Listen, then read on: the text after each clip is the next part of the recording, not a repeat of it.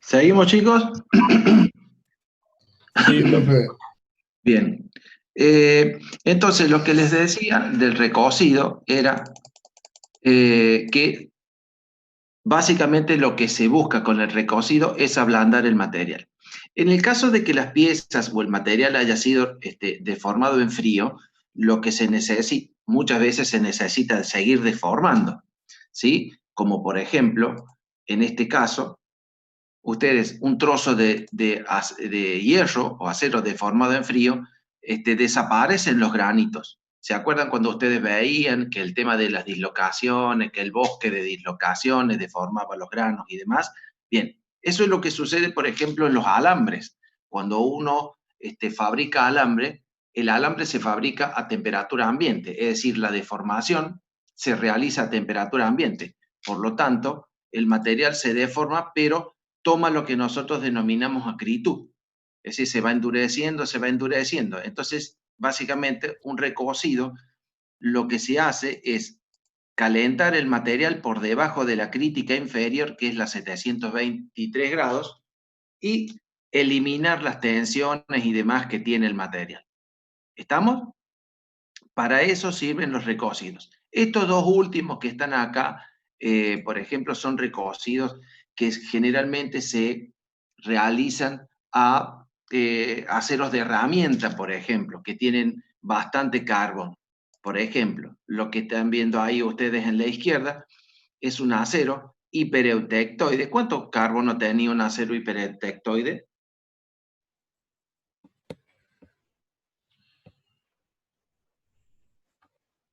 Entre 2 y 4%.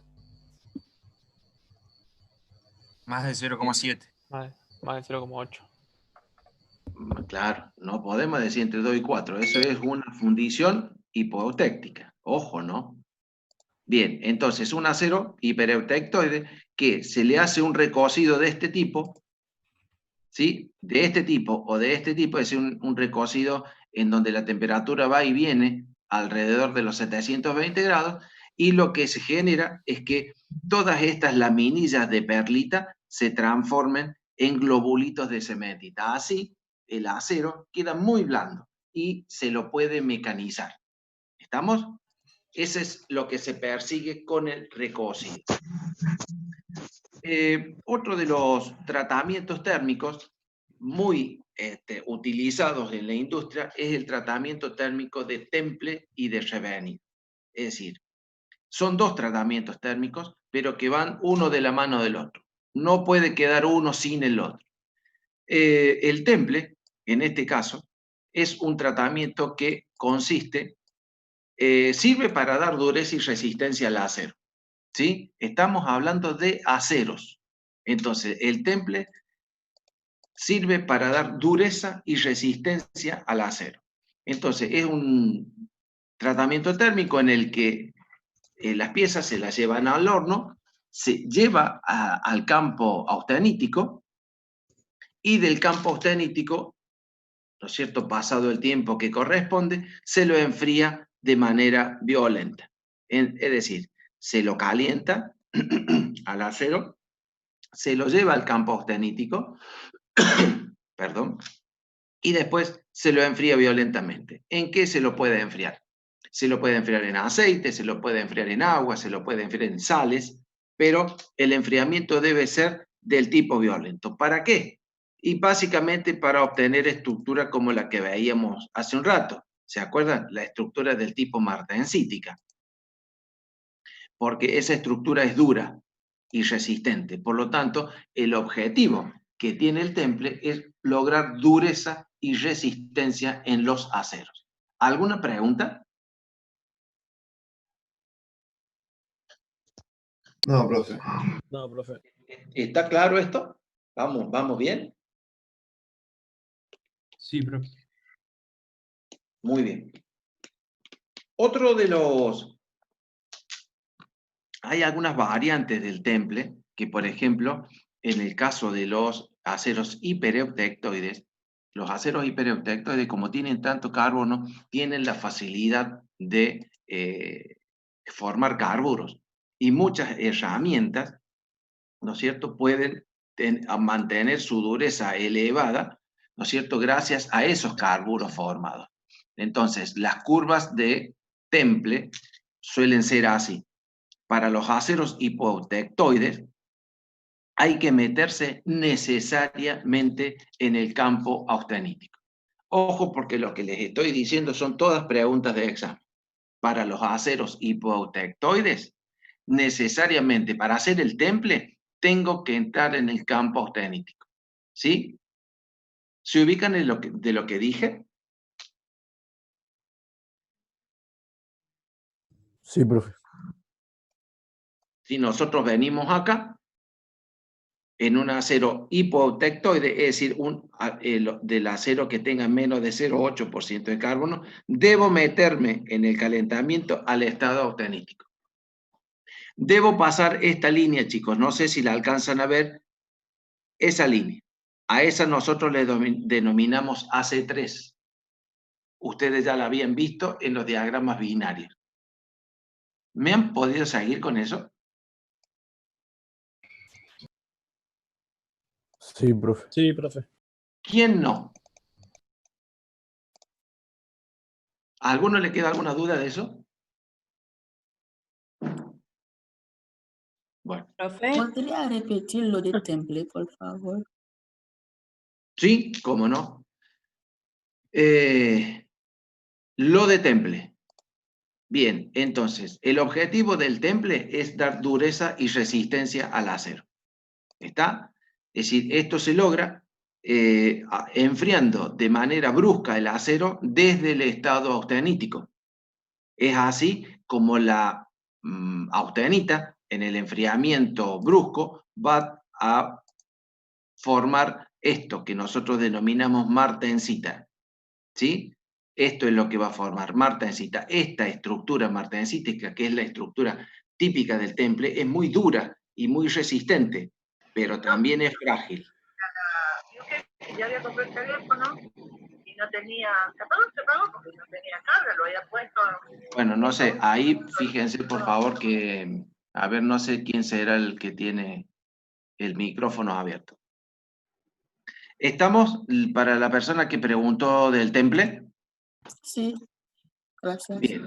Había otra persona más que preguntaba algo, pero no sé, una de las chicas preguntaba ahí.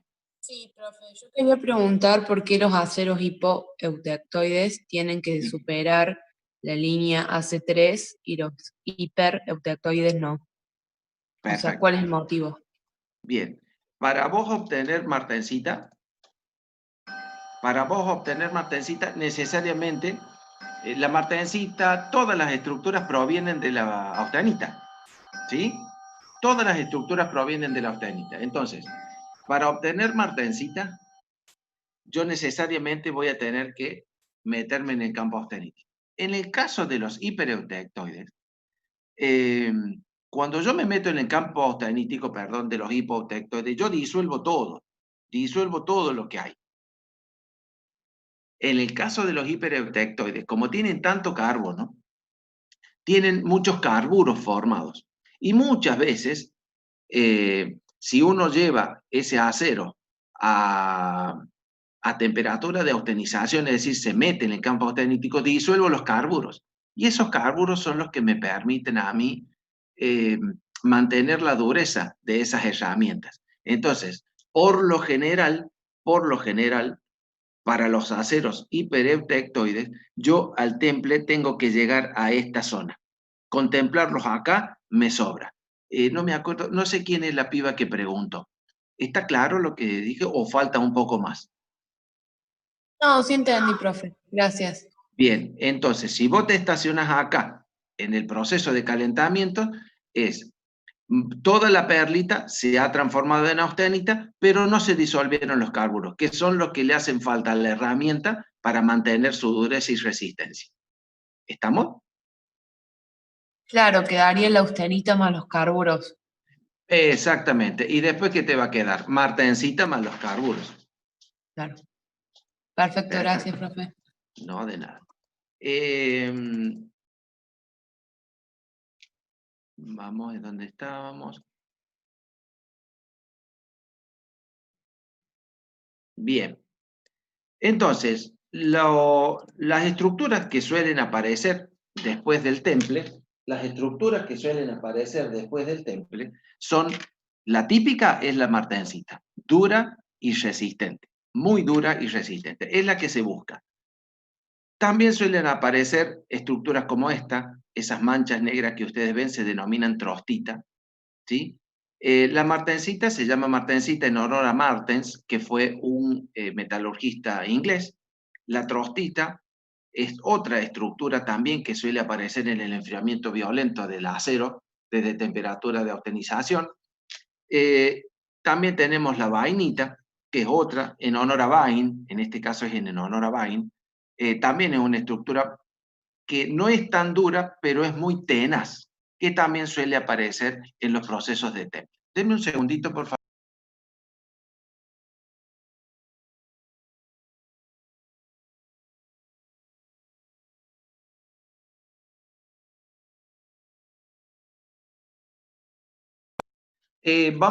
¿Va tomando forma, chicos?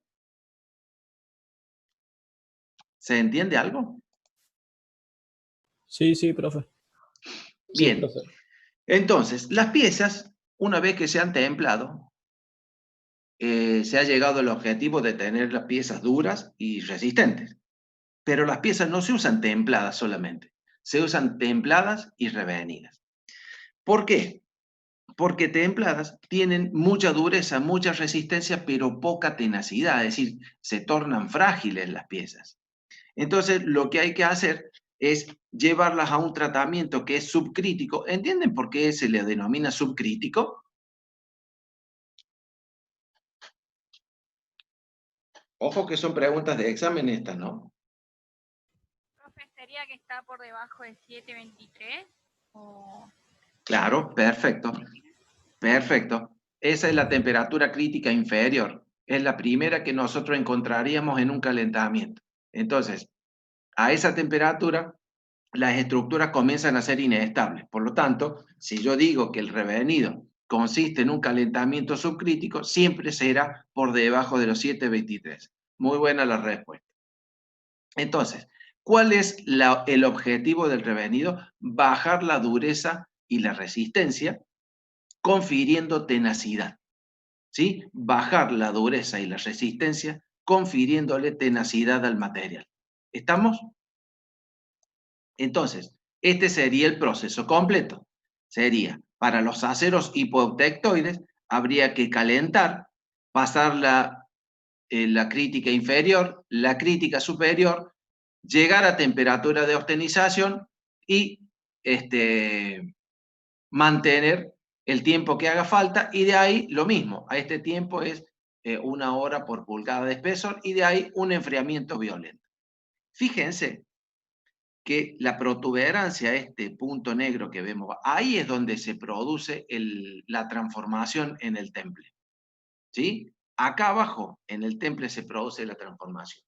Y después lo que sigue es un revenido, que es un calentamiento a temperaturas variables. El revenido puede hacerse a temperaturas variables según la dureza final y las propiedades que yo quiero. Pero siempre el revenido va a tener temperaturas que van por debajo de los 720 grados.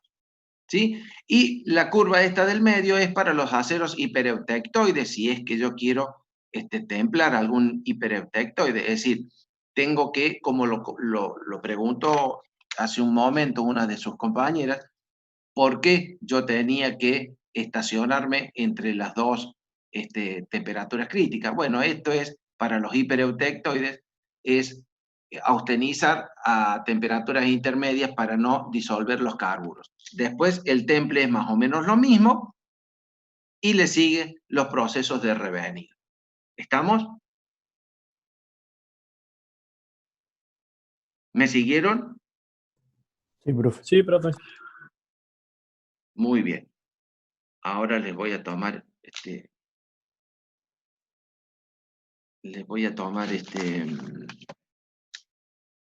lista.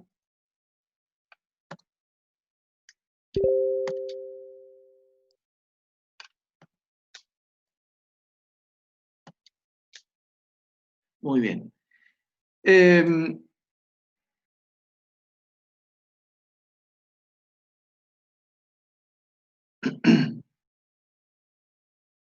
Entonces, en el proceso de revenido, chicos, lo que sucede es lo siguiente. Esto es bastante de libro y, por ejemplo, una pieza, acá lo que ustedes están midiendo es la tensión en el eje de las Y y la deformación en el eje de las X. Básicamente es un ensayo de tracción, esto es lo que ustedes ven con la profe Claudia, ¿sí? Cuando un acero ha sido templado únicamente, ustedes tendrían en un ensayo de tracción una curva como esta. ¿Han visto tracción con la profe Claudia? Sí. Sí, sí. Sí, profe. ¿Sí? Bien. Entonces, esa primera curva de elevada resistencia que les muestra es un acero que siempre trabaja en el límite elástico, ¿verdad? Entonces tiene baja ductilidad, pero fundamentalmente tiene baja tenacidad. Ese acero no se banca los golpes. ¿Estamos? En cambio, en el otro extremo tenemos una muy baja resistencia. Fíjense que prácticamente apenas se le aplica la carga, el tipo empieza a deformarse. Pero también tenemos mucha ductilidad, pero baja tenacidad. En cambio, el acero templado y revenido tiene una buena resistencia, un buen límite elástico y una muy buena tenacidad. Para eso se le realizan el proceso de temple y revenido de los aceros. Ahora bien, acá va uno de los comentarios. El temple, que es lo que nosotros hacíamos acá, en el temple, al producirse la transformación tan violenta de estructuras, se produce en el material, se pueden producir grietas, alabeos, torceduras, se rompen las piezas en el temple a veces, cuando uno, sobre todo cuando uno ha aplicado mal el proceso. Pero bueno, pero generalmente las piezas se alabean un poco y a veces se agrietan en el temple. Entonces, ¿por qué? Y porque las condiciones son bastante violentas, de pasarla de, qué sé yo, de 870 grados a 60 grados, que por ejemplo está el aceite, y bueno, algo le tiene que pasar. ¿Por qué les hago este comentario? Porque nosotros vamos a entrar a ver los que son tratamientos isotérmicos. Y acá vamos a ver algunos particularmente que se denomina Martenpere. Pero primero vamos a ver la curva de las S, de los aceros, para que sepamos de qué estamos hablando. ¿Quién no la ha seguido a la clase o le ha costado? No se pudo ubicar. Una consulta. Sí, adelante.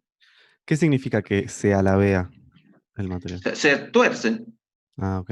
se retuercen las piezas. Es decir, hay veces que se agrietan. Si le aparecen grietas, se rompe.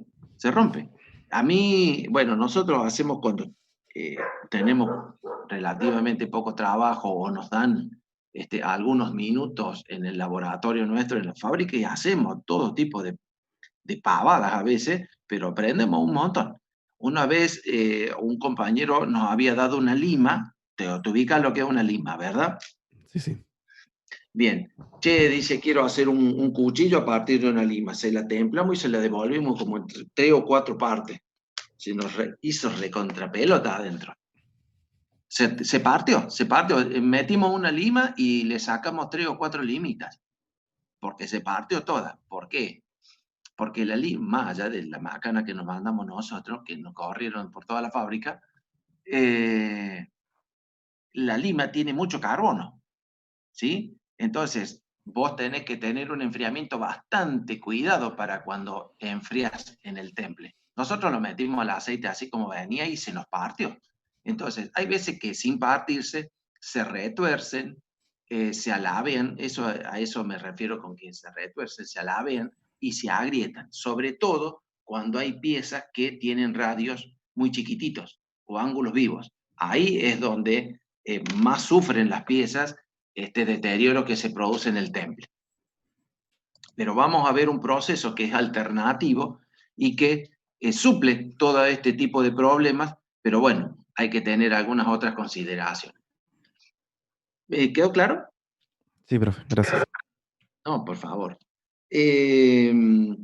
Entonces, lo que nosotros vamos a ver, ¿se acuerdan que iniciamos esta clase diciendo que la austenita, en este sistema de hierro-carbono, a la austenita la podemos enfriar de manera lenta o también la podemos enfriar de manera rápida? De manera lenta tenemos los recocidos, los normalizados si se quiere, y de manera rápida tendríamos los temples. Tanto los recocidos como los normalizados son tratamientos en donde las estructuras que se obtienen están dentro de algún equilibrio. En el caso del enfriamiento rápido, la estructura, que es la martensita, está fuera del equilibrio. Es inestable la martensita porque nosotros le hemos metido condiciones de alta inestabilidad. No hemos enfriado violentamente. Por lo tanto, la martensita son estructuras del tipo inestable. Pero hay otra forma de transformar la martensita, que es a temperatura constante, ¿sí? Entonces, vamos a ver en lo que nos queda. Están viendo esta filmina, ¿no? Es decir, transformación isotérmica de la austenita. ¿La ven, verdad? Sí, sí. Bien. Acá lo que vamos a hacer va a ser estudiar la transformación isotérmica, es decir, la transformación a una determinada temperatura constante de la austenita. Para eso vamos a tomar un acero del tipo eutectoide. En el enfriamiento, a ver cómo andan. En el enfriamiento, ¿cuántas reacciones ustedes encontrarían en un acero eutectoide?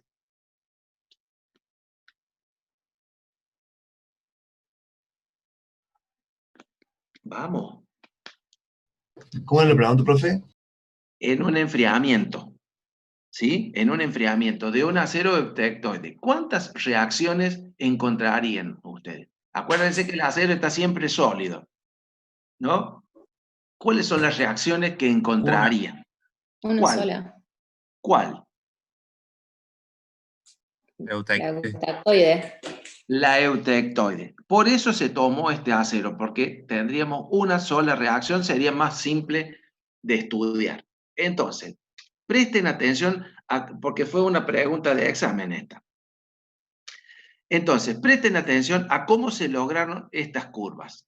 Ustedes pueden ver ahí que tenemos en el eje de las Y, tenemos las temperaturas, en el eje de las X tenemos los tiempos, y tenemos un par de curvas ahí. Una que está cerca del eje de las Y y otra está más alejada del eje de las Y. ¿Sí? Esas curvas no hacen otra cosa que decirnos los porcentajes de transformación que lleva la austenita a determinada temperatura. Estas curvas, chicos, que parecen, tienen la forma de una S, por eso se llaman curvas S, también son llamadas curvas TTT, es decir, yo no sé por qué. Bueno, curvas TTT, curvas temperatura, tiempo, transformación, es decir, temperatura, tiempo y porcentaje de transformación ¿de qué? De la austenita en otro constituyente. Esto es lo que yo les había puesto acá. Porcentajes de transformación. Curvas la van a encontrar como curvas de la S o curvas temperatura, tiempo, transformación. Entonces, en este diagrama, que es una herramienta que prácticamente en el mundo todos los aceros tienen su curva de la S, se obtuvieron de la siguiente manera. Esto fue, chicos, una pregunta de examen. Si quieren tomar apunte. Supónganse que ustedes llevan un acero eutectoide al horno y lo austenizan. ¿Sí? ¿A qué temperatura podrían austenizar un acero eutectoide ustedes?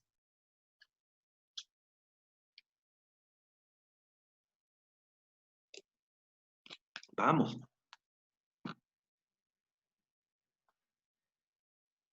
¿Están ahí o no? 723. 723.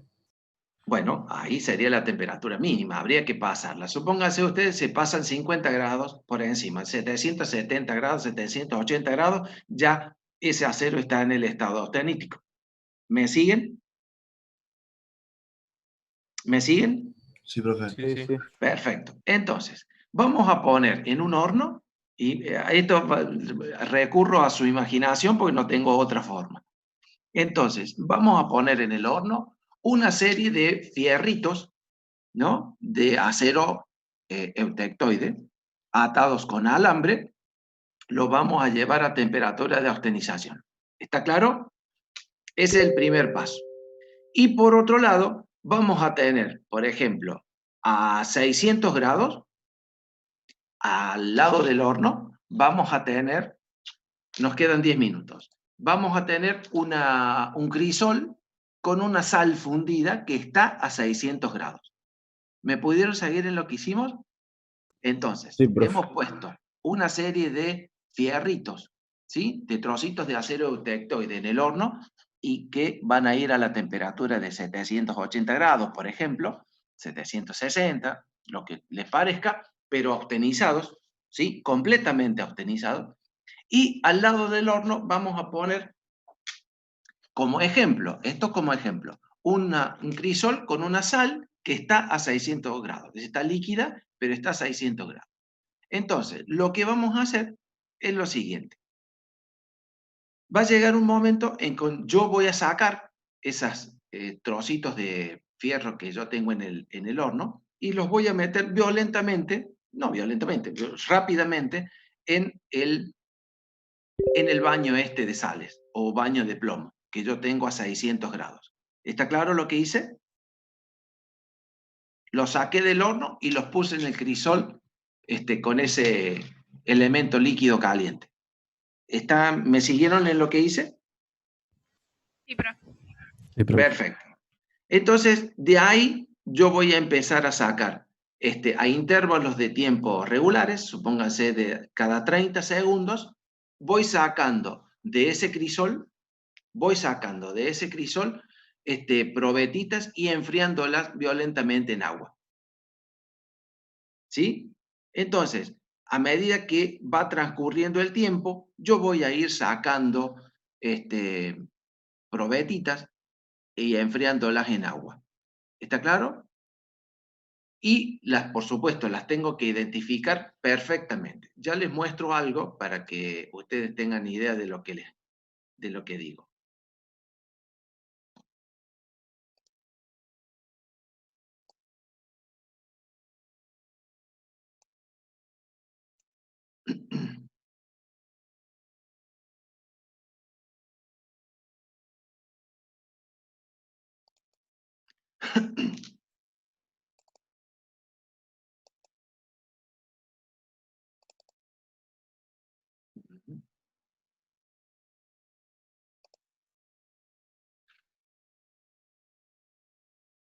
Ténganme paciencia, estoy abriendo algo para explicarle mejor este tema, así les queda más o menos claro, porque si no, con esto poco va a haber.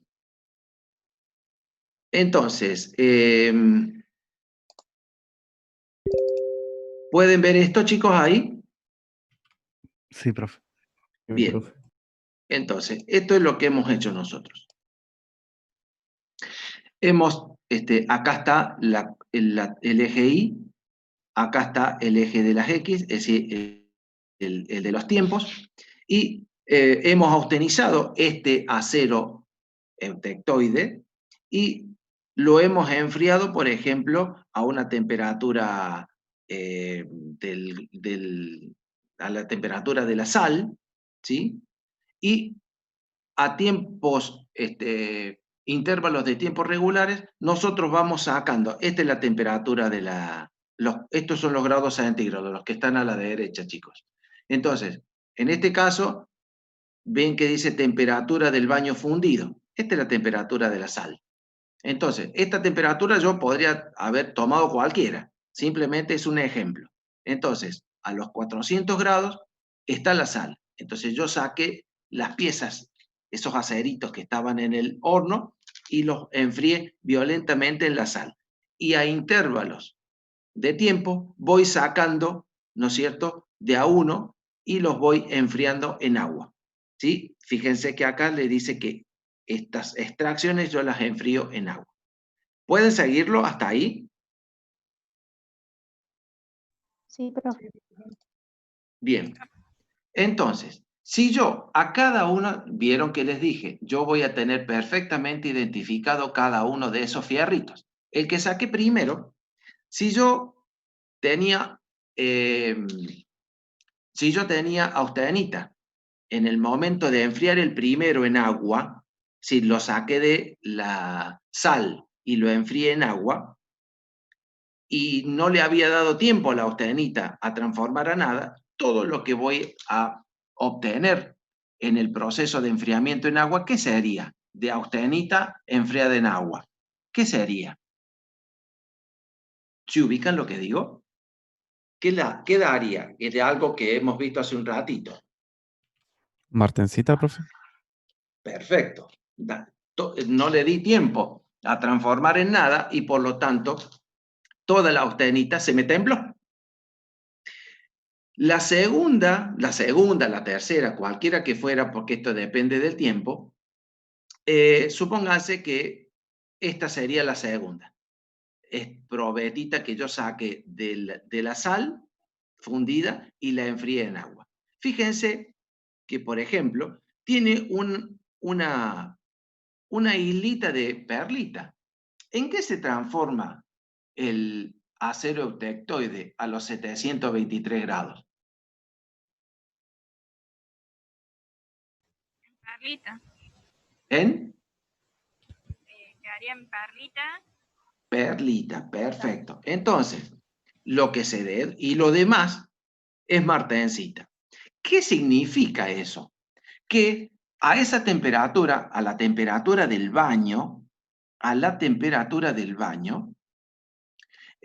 austenita, habiendo transcurrido ese tiempo, la austenita comenzó a transformar. La austenita comenzó a transformar en perlita. La fotomicrografía que sigue sería de otra de las probetitas que yo enfrié desde el baño de sal en agua, y fíjense que la cantidad de perlita que se formó es mayor. Y el resto es martensita. Lo blanco, eso gris que ustedes ven, es martensita. En la fotomicrografía D, fíjense que la cantidad de perlita aún es mayor y la cantidad de martensita decrece.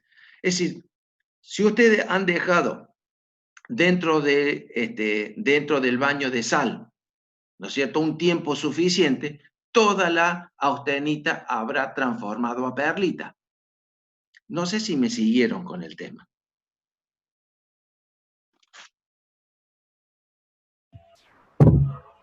¿Me Sí, siguieron o no? Sí, profe. Por lo tanto, la primera curva que ustedes ven, es decir, la curva que está cercana a al eje de la Y, porque esto se va a cortar. La curva que está cercana del eje de la Y indica el inicio de transformación de la austenita en otro constituyente, en este caso en perlita, que no tiene otra forma porque el acero eutectoide solo podrá transformar a perlita.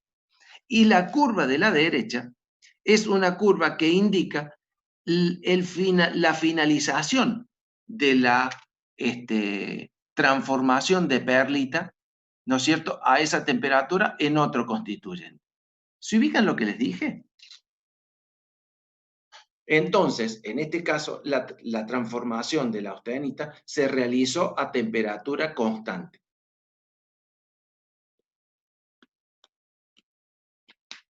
¿Han podido seguir lo que dije? Profe, entonces desde la curva de la derecha tendríamos perlita, solo perlita y no austenita. En la curva de la derecha, la curva que está más alejada del eje de la Y. Sí. Sí, en realidad Vos a esta temperatura se dice que la transformación ha sido perlítica. Porque si la temperatura de tu baño ha sido más baja, la transformación de la austenita en otro constituyente no es a perlita, sino en otra cosa. Ok. No, no está ok. Porque no te has perdido. Porque no está fácil así así de fácil. Está bien, si lo entendiste está perfecto, pero me parece que no está tan fácil. Nosotros, no sé hasta qué hora van, chicos. Yo les pediría un esfuerzo y que vayamos con un ratito más, no un módulo más, porque yo tengo clase con otro curso, pero sí mínimamente dejar algunas cuestiones para que arranquemos. La clase que viene ustedes la tienen con Claudia, y por lo tanto la otra van a tener conmigo. Para que pregunten de esto, porque si no les va a quedar enormemente lejos para que lo entiendan.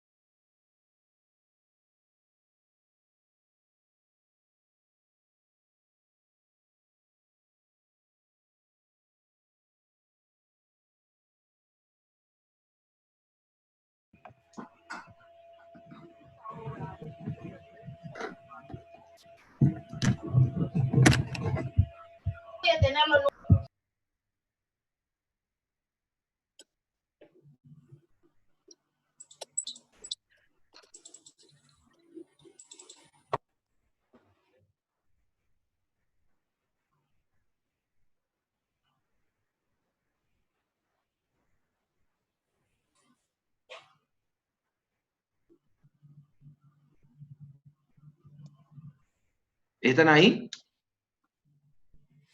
¿Hola? Sí, profe. Bien. Hace media hora que estoy hablando sin el micrófono ya. Les pido 10 minutos más, no mucho más, pero necesito que hagan las preguntas para que esto vaya tomando forma, porque lo que les decía era que de clase de por medio vamos a tener con Claudia y la otra clase vamos a ver tratamientos de térmicos isotérmicos, ¿sí? Y esto más o menos es para que lo entiendan. Estos son temas de examen, chicos, por eso es que les pido el esfuercito de 15 minutos más. Necesito preguntas, porque no creo que esto haya quedado perfectamente claro.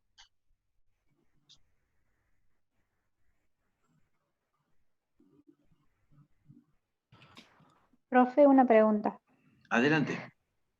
Nosotros recién analizamos el caso del enfriamiento del metal, que no, ahí se observa en el gráfico que no está tocando la curva de inicio de transformación por encima de los 400 grados, hablo yo. ¿Qué pasa en el caso de que se enfríe y toque esa entre medio de curvas, digamos? No sé si me explico.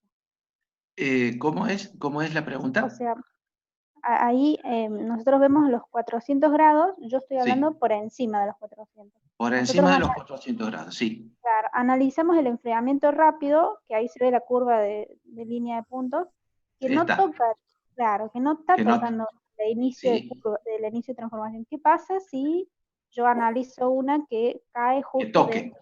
Claro, Una que o toque. caiga adentro, claro. Bueno, son cosas que la curva que vos decís que puede llegar a ser tangente, que tiene un nombre, esa curva, la curva que es tangente y que toca la nariz, ¿no es cierto? Se denomina velocidad crítica de Temple. Para lograr esta curva, lo que estamos viendo ahora es básicamente cómo se obtuvo esta curva, porque cada uno de los puntos de esta curva, de ambas curvas, de la curva de la izquierda y de la curva de la derecha, se obtuvieron por ensayos, ¿sí? Son ensayos. Ahora, puntualmente, lo que vos me decís, y bueno, lo que tenemos que evitar nosotros para el estudio para este estudio, es evitar tocar la nariz de la curva. Es básicamente eso. Pero acá lo que yo persigo es que ustedes entiendan que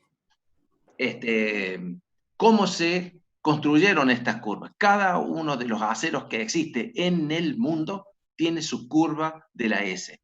Es decir, ya se ensayó.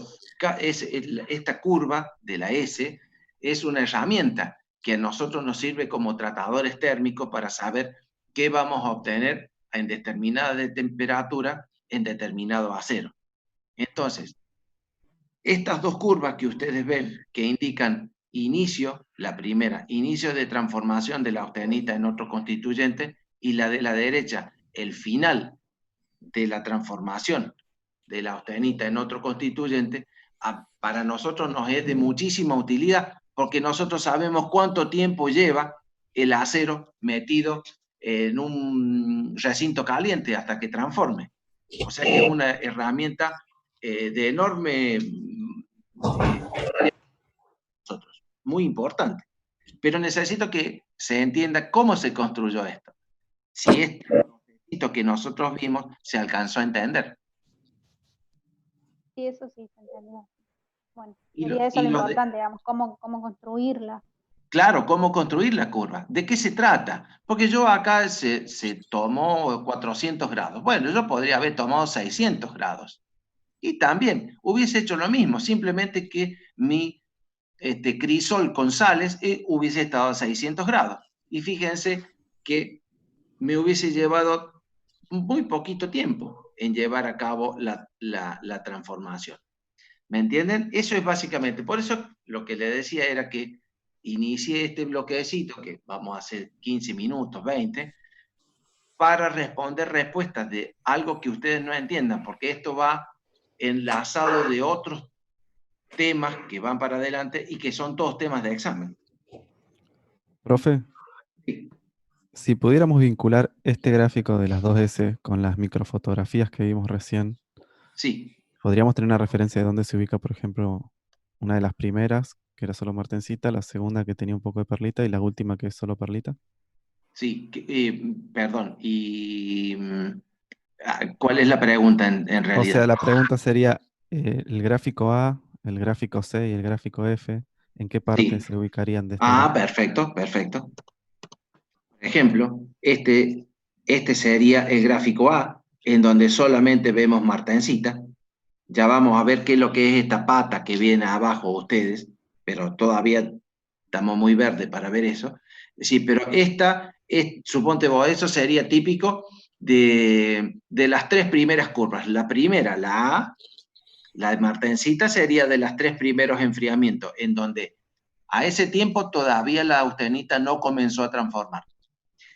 La B, que vos decís, la B, que tiene una islita ya de perlita, podría decirse que es esta, la cuarta, en donde ya comenzó a transformar, por ejemplo, ¿no?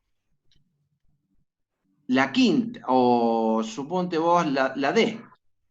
La D, podríamos decir que es esta, si ustedes pueden ver el cursor. Podríamos decir que es esta. Mientras que la última, esta, podríamos decir que es esta. O esta. Perfecto.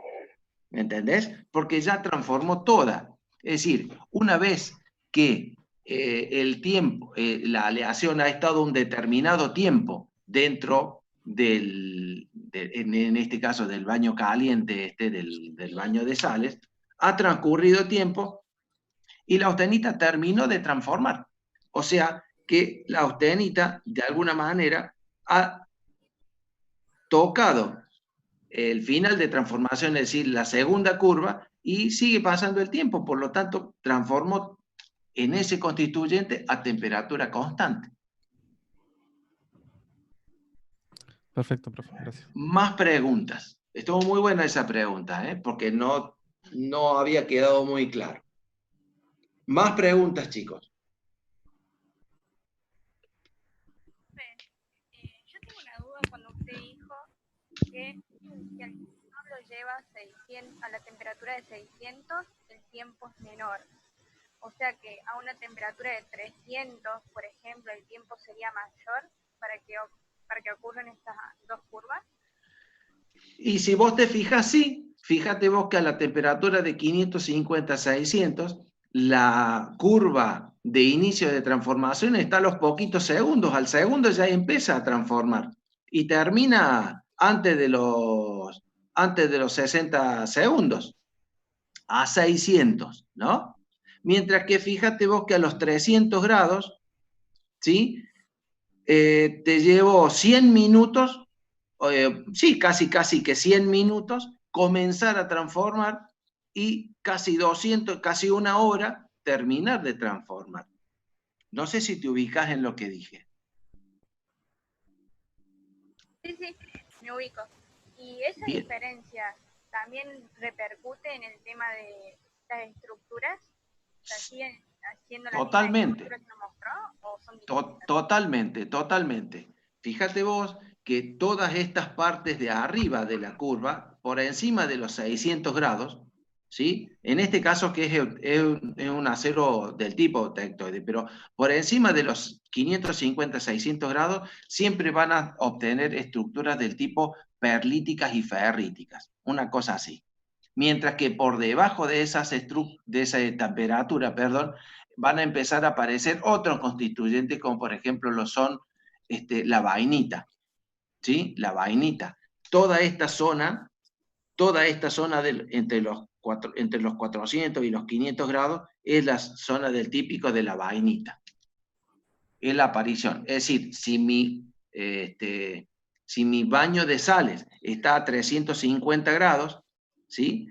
A medida que transcurre el tiempo, entre aproximadamente, no sé cuántos tiempos, este tiempo está en escala logarítmica acá, chicos, no es un tiempo lineal. Supónganse desde casi un minuto hasta casi los 100 minutos, que no veo bien ahí cuánto hay, ¿verdad?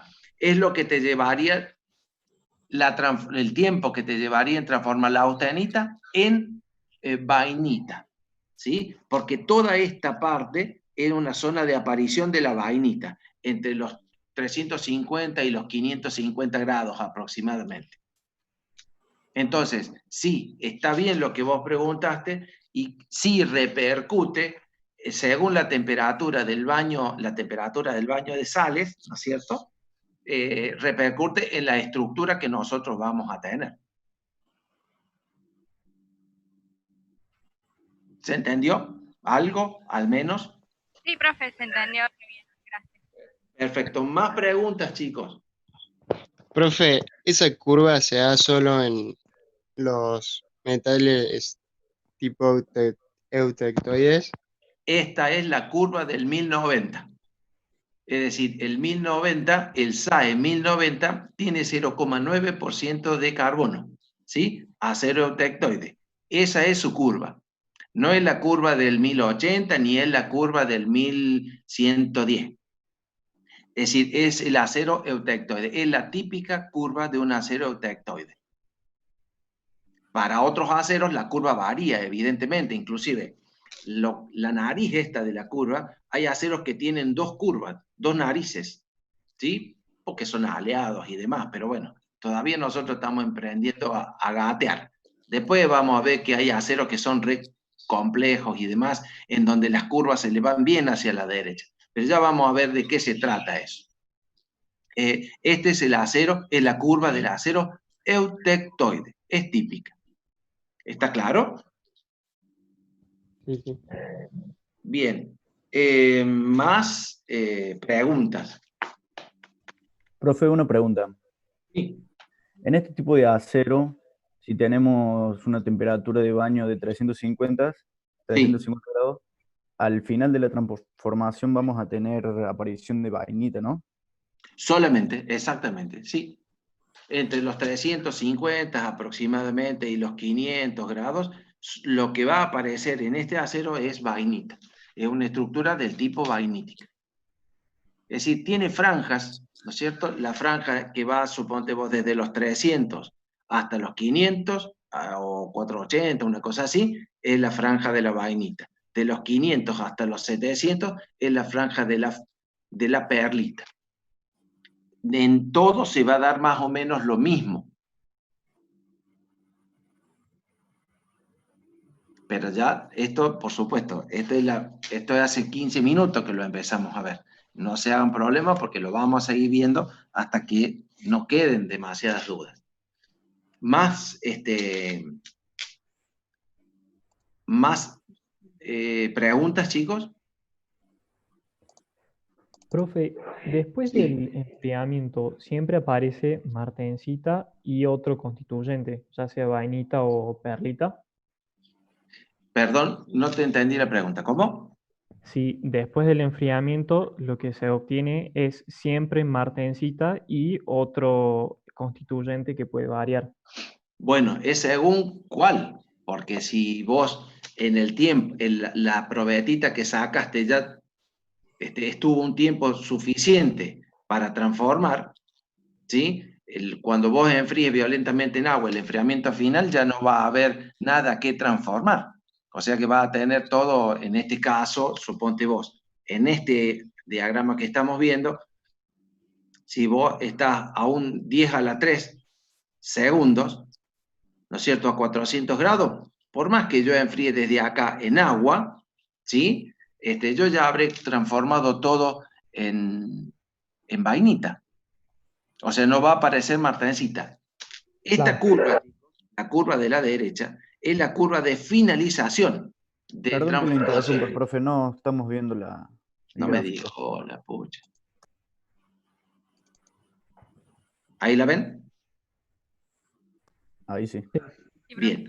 Lo que yo les decía era que, supónganse, a 400 grados, una vez que ustedes transponen la segunda curva, la curva de la derecha, ya no hay más austenita que transformar. Por lo tanto, ya no hay otro producto que hacer. Es decir, usted de ahí la podría enfriar en agua y va a tener siempre vainita, porque ya transformó, ya no hay más nada que transformar. Por eso es que les digo que esta curva, la de la derecha, es del fin de transformación de la austenita en otro constituyente, mientras que la de la izquierda es del inicio de transformación de la austenita en otro constituyente. ¿Me alcanzaron a entender? Sí, sí. Bien, ¿alguna otra pregunta? Profe, yo tengo una pregunta.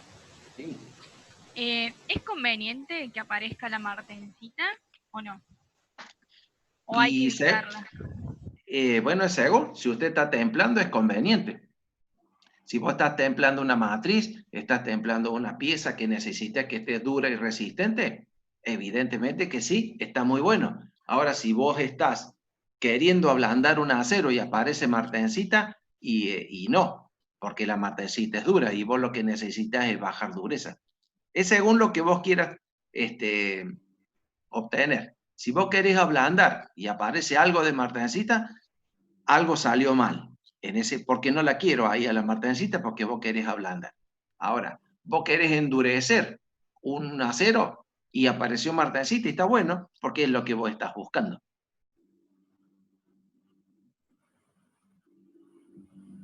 ¿Estamos? Sí, gracias, profe. Bien, ¿quién más preguntas?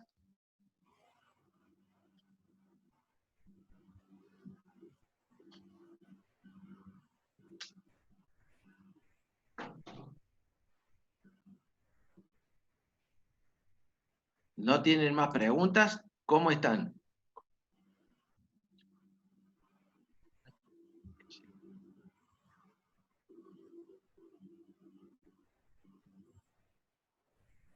¿Están ahí?